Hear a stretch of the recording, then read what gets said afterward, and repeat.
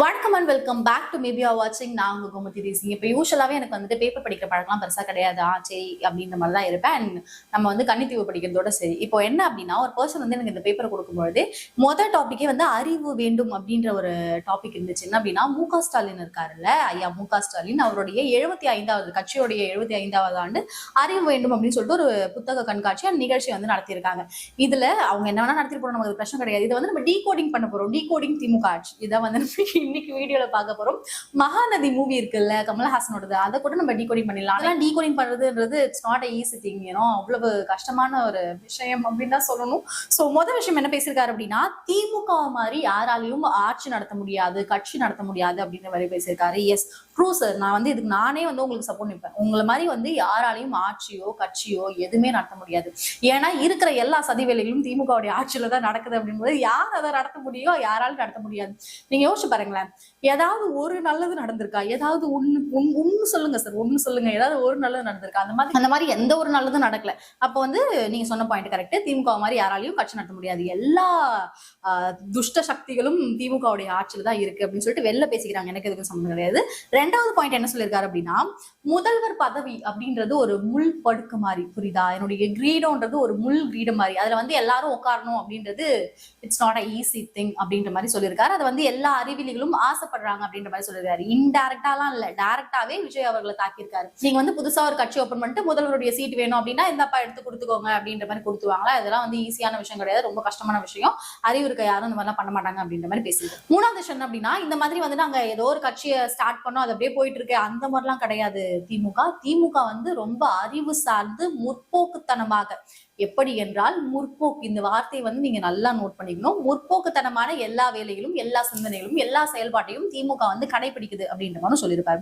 So இதெல்லாம் அவர் பேசுறாரு. சரி, ஓகே, திமுக வந்து முற்போக்கு சிந்தனைவாதிகள், திராவிடம் முன்னேற்றம் எல்லாமே ஓகே. திமுக வந்து இந்த பிளேஸ்ல வர்றதுக்காக நிறைய போராட்டங்கள், நிறைய சிறை வாசங்கள், இந்த மாதிரி பல விஷயங்களை வந்து திமுக வந்து ஸ்டாண்ட் பண்ணிருக்கு. இது வந்து ஈஸியான திங் கிடையாது. நிறைய துரோகங்களை வந்து திமுக சந்திச்சிருக்கு அப்படின்ற மாதிரி சொல்றாங்க. இல்ல, நான் சொல்ற ஒரே விஷயம் என்ன அப்படின்னா, வெளில என்ன பேசிக்கிறாங்கன்னா, திமுக வந்து துரோகம் சந்திக்கல, திமுகவால தான் பல பேர் துரோகத்தை சந்திச்சிருக்காங்க அப்படின்னு சொல்லிட்டு வெளில பேசிக்கிறாங்க. என்ன அப்படின்னா, மக்கள் ஆகட்டும், இல்ல வந்து உங்க கட்சியுடைய அமைச்சர்கள் ஆகட்டும், இவங்க யாருக்குமே நீங்க நல்லது பண்ணலையா, எல்லாருக்குமே துரோகம் தான் பண்ணிட்டு இருக்கீங்களா? ஃபார் எக்ஸாம்பிள் என்ன அப்படின்னா, இப்ப நீங்க சொல்றீங்களா, ஒரு பர்சன் வந்துட்டு முதல்வருடைய இடத்துல உட்காருறதுன்றது it's not a easy thing அப்படின்ற மாதிரி ஐயா சிஎம் ஸ்டாலின் அவர்கள் சொல்லியிருக்காரு. இதை யாராலுமே மறுக்க முடியாது. ஆனா மக்கள் என்ன கேள்வி கேட்கிறாங்க, நீங்க எப்படி சிஎம் ஸ்டாலின் ஆனீங்க அப்படின்னு ஒரு கேள்வி வைக்கிறாங்க. நீங்களே வந்துட்டு கருணாநிதி அப்படின்ற ஒரு நபருடைய போர்வையாலதான் சிஎம் ஸ்டாலின் ஆனீங்க. இப்ப உங்க பையன் வந்துட்டு துணை முதலமைச்சரான காரணம் யாரு அப்படின்னு கேட்டா நீங்க. இப்ப உங்க பேரை வந்துட்டு ரெட்ஜின்குள்ள நுழைஞ்சதுக்கான காரணம் யாருன்னு கேட்டா நீங்க. சோ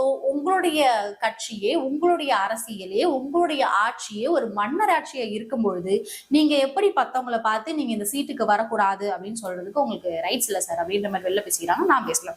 அடுத்த விஷயம் என்ன சொல்லியிருப்பாரு அப்படின்னா, திமுக மாதிரி வெற்றி பெறதுக்கு திமுக மாதிரியே உழைக்கணுமா?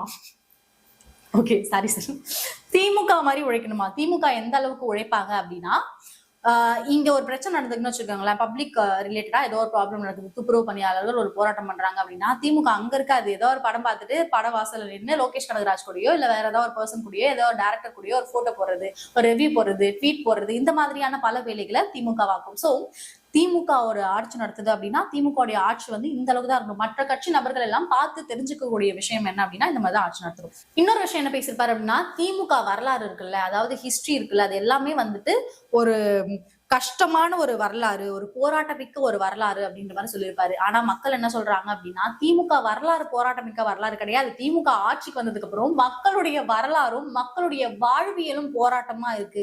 அதுக்கு ஏதாவது பண்ணுவீங்க அப்படின்னு பார்த்தா திமுக வரலாறு போராட்டமா இருக்குன்னு 75வது ஆண்டு புத்தக கண்காட்சி நடத்த வேண்டியது அப்படின்னு மக்கள் வெளில பேசிக்கிறாங்க. சோ இந்த மாதிரி பல விஷயங்களை வந்து பேசிட்டு இருக்காங்க. இதுக்கு மேல அதை பார்த்தோன்னா எனக்கு டென்ஷன் ஆயிடும். இந்த மாதிரி பல விஷயங்களை வந்து திமுக கட்சியில இருந்து சிஎம் ஸ்டாலின் அவர்கள் பல வகையில சொல்லியிருக்காரு. நீங்க வந்து ஆட்சிக்கு வரக்கூடாது, நீங்க வந்து கட்சி தொடரக்கூடாது, ஈஸியா ஒருத்தர் வந்து கட்சி தொடங்கலாம் அப்படின்னு நீங்க நினைக்க கூடாது அப்படின்ற மாதிரி பேசியிருக்காரு.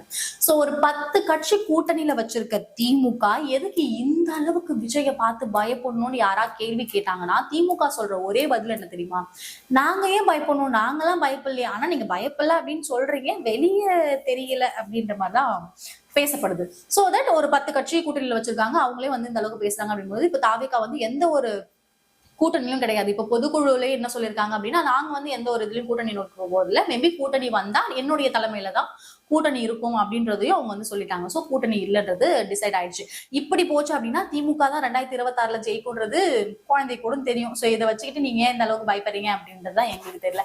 இது மட்டும் இல்லாம யூஸ்வலா திமுக ஜெயிக்கணும் அப்படின்னா 2 விஷயத்த கையில் எடுப்பாங்க. ஒண்ணு வந்துட்டு விஜயோடைய எதிர்ப்பு, யாரெல்லாம் அடிச்சு நொறுக்க முடியுமோ அவங்க எல்லாத்தையும் அடிக்கிறது, இந்த மாதிரி பண்ணுவாங்க. ரெண்டாவது வந்து பிஜேபியோடைய எதிர்ப்பு. பிஜேபி இங்க வராமலே இருந்திருப்பான், ஆனா அவனை புடிச்சு கூப்பிட்டு நீ இங்கதான் வர, தமிழ்நாட்டு மக்கள் எல்லாம் சூதானமா இருந்துக்கோங்க, நம்மள வந்து அழிக்க போறாங்க, ஒடிக்க போறாங்க, இந்த மாதிரியான வார்த்தைகளை வந்து தமிழ்நாட்டு மக்கள்கிட்ட பேசி அவங்களும் உசுப்பேத்தி விட்டு பிஜேபி வரக்கூடாது அப்படின்றத வந்துட்டு அவங்க ரொம்ப ஸ்ட்ராங்கான ஒரு மைண்ட் செட்டா எடுத்திருக்காங்க அப்படின்னு தான் சொல்லுவோம். ஏன்னா தமிழ்நாடு மக்களுக்கு வந்துட்டு அவங்க ஏன் வரணும் அப்படின்ற ஒரு தாட் வந்துருச்சு. பிஜேபி உள்ள வரக்கூடாது அப்படின்ற ஒரு தாட்டை வந்து திமுக கையில எடுத்துக்கிட்டு என்ன வேணா பேசிட்டு இருக்கு அப்படின்னு தான் சொல்லுவோம். சோ இவ்வளவு விஷயங்கள் பண்ணியிருக்காங்க, பேசியிருக்காங்க. இன்னொன்னு இதெல்லாம் தாண்டி என்ன அப்படின்னா, யூஸ்வலா திமுகவோட ஆட்சியில அமைச்சர்கள்லாம் வந்து எல்லாருமே மக்கள் கிட்ட எந்த அளவுக்கு ரூடா பேசுவாங்கன்னு தெரியும். ஃபார் எக்ஸாம்பிள், ஒரு இங்க இருந்து கோயம்பேடு போகணும்னாலும், இங்க இருந்து எங்க போகணும்னாலும் எல்லாம்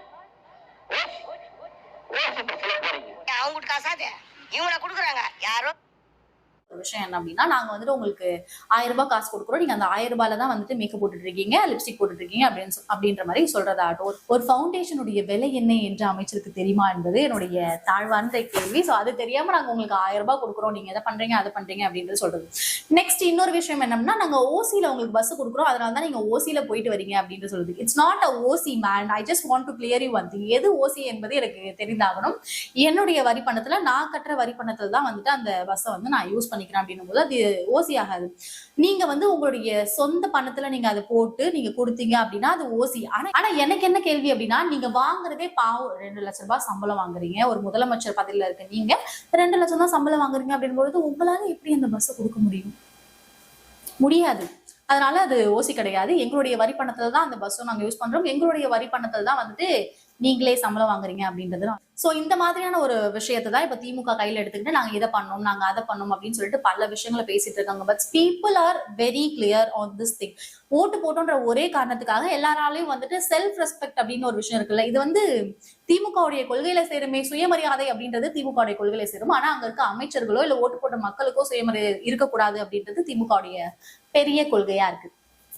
ஓகே, யார் என்ன பண்ண முடியும்? சோ இந்த மாதிரியான பல விஷயங்களை திமுகவுடைய 75ஆம் ஆண்டுல சிறப்பு இதுவா பேசியிருந்தாரு. அந்த அமைச்சர்களுமே வந்துட்டு நிறைய சொம்பு தூக்கி நிறைய பேர் பேசியிருந்தாங்க. ஓகே, இதெல்லாம் வந்து அந்த பேப்பர்ல போட்டிருந்தது. இதெல்லாம் அவர் பேசிட்டாருல, நாங்க இவ்வளவு நல்லது பண்ணிருக்கோம், இவ்வளவு விஷயங்களை பண்ணிருக்கோம் அப்படி பேசியிருக்காருல. கீழே அந்த பேப்பருக்கு கீழே இன்னொரு விஷயம் விட்டுருக்காங்க. என்ன அப்படின்னா, 12,753 ரேஷன் கடைகளில் கோதுமை இல்லை, மத்திய அரசு கொடுத்தும் தமிழக அரசு அலட்சியம். என்ன ஐயா, என்ன என்ன எவ்வளவு நேரம் பேசிட்டு இருந்தேன் நான். இவ்வளவு விஷயம் நீங்க நல்லதா பேசுறீங்க அப்படின்னு நான் பண்ணிட்டு இருந்தேன். ஆனா கீழே பார்த்தா இந்த மாதிரி ஒரு வேலை நடந்திருக்கு. Okay, and this is signing off Vijay Gomathi Desingh. Tata, bye bye. நீங்க ஓட்டு போடும்போது பார்த்து போடணும். ஓகே.